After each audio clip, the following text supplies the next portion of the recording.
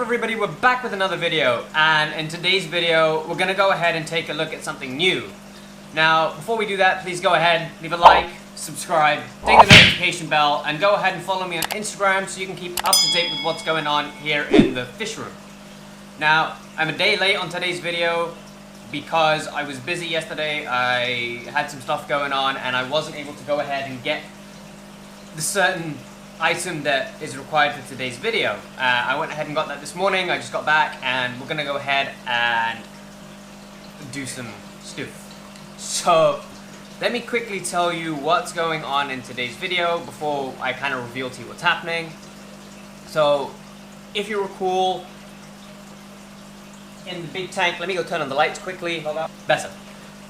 In the big tank beforehand, we used to have a Florida guard that was about 12 inches long, and unfortunately he got sucked into this overflow and died. I don't actually know how, because let me show you. I've said this before, but again it still perplexes me how it actually happened. So if you can see, that's the intake right there. You can't really see it from another angle, but you can see the height of the water. Now beforehand this was probably, yeah, that much higher, so it was a lot closer to the lid of the tank, to one of these. So it's difficult to imagine a 12-inch long fish. For record, 12 inches is about his length, and that length. A 12-inch long fish that's fairly rigid. You know, these fish aren't like the arowana, which is quite flexible. They're very rigid fish, so it's very difficult for them to bend. So for him to get up and into that inlet intake perplexed me. It must have been when the vieja or when these lot were fighting. I don't know who was in the tank at the time, but there were a couple of fish. I think the vieja was in here, and I think they were all fighting, and it spooked him, and he jumped in, which was quite disappointing. And I told you guys how gutted I was when that happened, because gar are like my favorite fish. Or I say like, they pretty much are. Well, my favorite gar would be a platinum alligator gar, but that's banned in the UK. So we have to settle for Florida gar, which is pretty much the Florida and the Cuban gar are the two legal fish in England. In Scotland, I think you can get all of them, if I'm not mistaken, and in Ireland, I think it's the same thing. It's literally just England and Wales. You cannot get the tropical or the alligator or the long-nosed gar. There's a whole bunch of gar. But yeah, we can only get Florida gar, and they're not very common, so I love them, they're rare. And I went ahead and I even picked up two 20-inch gar, and you guys saw one video on them. And the reason why I didn't do much else with them was because I wanted to see how well they would do in that aquarium. Now at the time, I had my tinfoil bobs in that aquarium, and I had 6 tinfoil bobs to begin with. Sorry. I had 6 silver dollars to begin with. They were silver dollars, not tinfoil bobs. One got sucked into the intake when it was a lot smaller and died, and that was in the 4-foot aquarium. Then we redid everything, and I had 5, and they were doing completely fine. And these are the striped ones. And then I got these 2 big gar, and I thought it'll be fine, it'll be fine, it'll be fine. I saw a couple of scratches, nips here on the tinfoil bobs and the silver dollars, and I was like, but they're too quick. The gar won't go for them. Blah blah blah blah. And then I came back one day and both 2 were gone. There was literally just a head and a really torn up silver dollar, which I tried to save, and it died. So I scooped out the rest of the 3 and I moved them into this tank. And then I got another 3 more because I really liked them, so I had to avoid. Yeah, it just didn't work out well, and then I was worried about my tinfoil bobs, and so I gave them away because, well, I sold them on.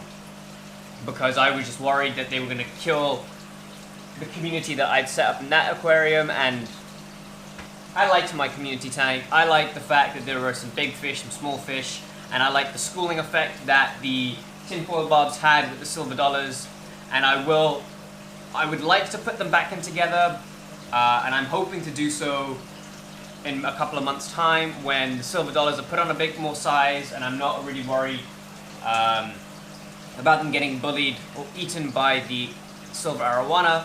So that will happen when we do the whole new big tank. But I say new big tank like I've been saying for like the last few months. Every time I get a new tank, it's going to be a bigger tank, so there's no point getting into that. Without further ado, let me go ahead and show you the 2 new Florida I got. So as you can see, they're not very big. They're about 6 inches. They're very lethargic at the moment, and that's probably because there's not a lot of decorations in the tank, and they're probably not very comfortable being with the tank having its lights on and it being so open. So let's go ahead and see how they do. Biggest issue with having a guard this small, there are 2 big issues. One, and I experienced this with my last guard, was they get hurt very, very easily.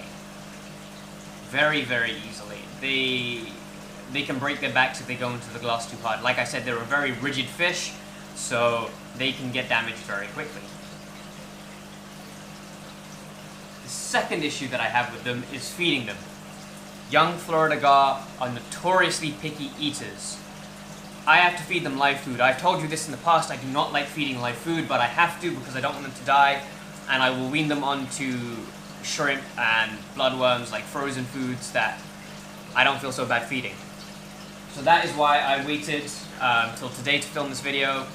Essentially, today is Tuesday, and that is usually when the video comes out, so it's going to come out tomorrow, Wednesday, so you're today. And these are bloodworms. They're pretty much like a larval form of some insect or the other. I did know it and I forgot it because I didn't really research in time, but that's not really that important. I'm feeding these guys to the gar is the main thing. This is my first time feeding them this. I usually feed them brine shrimp, which kind of looks like sea monkeys.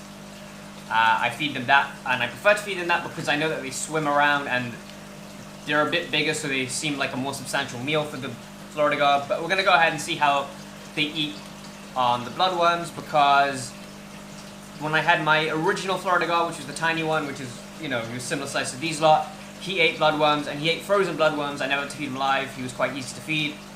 These guys are another issue.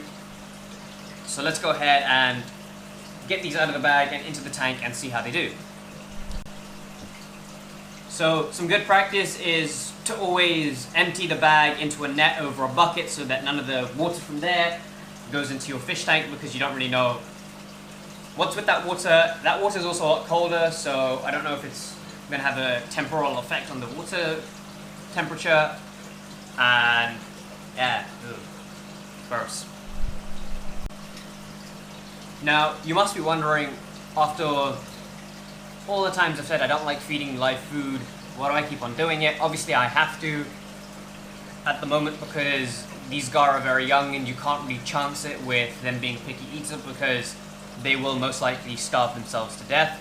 And the reason is because they are not instinctually driven to go after food that doesn't move. They need that stimulation for them to actually go after the food.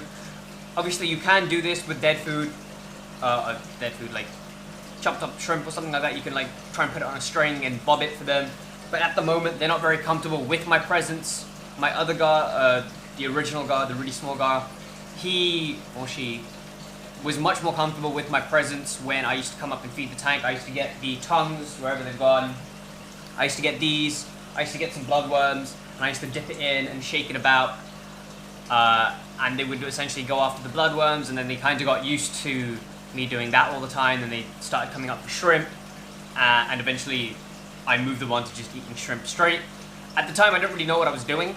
I didn't really realize that by doing this I was, you know, provoking it to eat the food. I was just doing whatever I could to get it to eat essentially, and it worked in the end. So this time I'm going to try doing that, but I need to just get them more used to my presence. So I put the lights on for longer, I sit around the tank a bit more. Obviously I don't always have the time to do that, so I need to slowly build them up before I can move them off live food. But even then I want to build them up a bit more, maybe get them up to like 8-9 inches, nearly a foot long, and then try them on non-living food. But what is the benefit to having live food at the moment? Because like I've said, they're quite shy, they don't really do much when I'm in front of them. Live food isn't going to decay or rot as quickly as dead food, so it gives them the time to get more comfortable, to spot the thing, to do it in their own pace, and I don't have to worry about the water chemistry getting all messed up if I leave this in here for like the next 8 hours. because it's not going to get fouled up in the next 8 hours. They're probably going to eat them all in the next 8 hours. So it just gives an individual who's struggling that bit of a break. So I'll pick up the camera when they've started to eat, essentially. See you in a bit. Alright, so we're back. It's the next day, and we're going to go quickly take a look at how much they've eaten, because they just weren't eating in front of me. They do eat the baby brine shrimp in front of me, but I also feel like the baby brine shrimp floats around in the water, so it's a lot easier for the guard to spot the baby brine shrimp, whereas the bloodworms all sank to the bottom, so it was a bit of a new experience for them as well. But yeah, let's quickly go take a look. So we can kind of see that there are hardly any bloodworms left on the floor, and there are none really floating around the water column, which means that they've definitely eaten. From the footage you saw earlier, you could also see that they had already taken quite a few within a couple of hours, so they definitely have eaten it, which is a good sign. And pretty much what I'm going to do is, like I've said, grow them out until they're more comfortable with my presence, and then try and get them off of the live foods. So I hope you guys have enjoyed today's video. I hope you guys are keeping safe, and as always, peace out.